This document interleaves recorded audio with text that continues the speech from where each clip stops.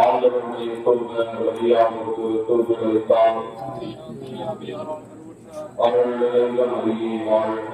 ஆண்டவருடைய பெண்களுக்குள் பெருமையே உங்களுடைய திருவயசங்களை இயேசுவும் ஆசை பெற்றவரே.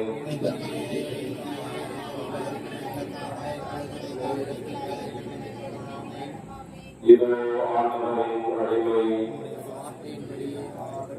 அவர்களுடைய மொழியை வாழ்க. ஆண்டவருடைய பெண்களுக்குள் பெருமையே உங்களுடைய திருவயசங்களை இயேசுவும் ஆசை பெற்றவரே.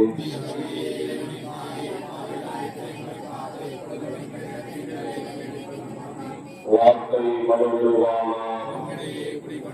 அவர்களுடைய மொழியை வாழ்க. ஆண்டவர் உடனே பெண்களுக்குள் பெற்றவரே உங்களுடைய திருவயசங்களை இயேசுவும் ஆசை பெற்றவரே.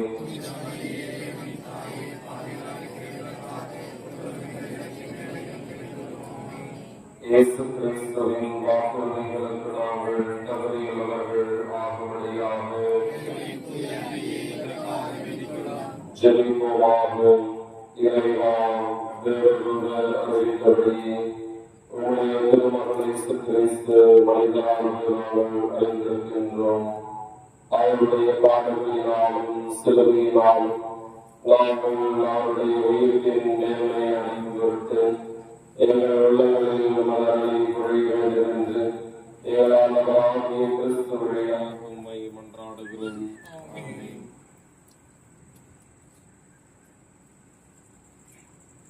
நமது ஜெப விண்ணப்பங்களையும் வேண்டுதல்களையும் நாம் விலையும் பரிந்துரைக்காக ஒப்புக்கொடுத்து மன்றாடுவோம். மிகவும் இலக்கமுள்ள தாயே, சகாயங்கள் இழந்து உடைய மன்றாட்டுகளை இயக்கவர்களாலும்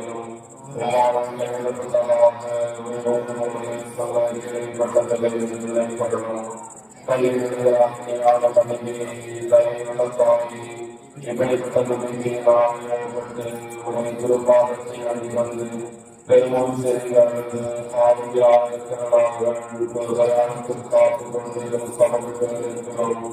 ஆதரிக்க வார்த்தையின் தாயை நல்வன்றாட்டை வர்ணியாமல் தயாரியாளிடம் தாயை ஆமை நாங்கள் வலது கடனை உயர்த்தியவர்கள் இந்த புகழ்ச்சி ஜபத்தை நாம் சொல்லி நினைப்போம். வாழ்க அரசியே, தைரியமிகு அன்னையே, வாழ்வே நிம்மதியே, தந்தனை வாழ்க. தாயகம் இழந்த ஏழையின் மக்கள் தாயே என்றுமை கூவி அழைத்தோம்.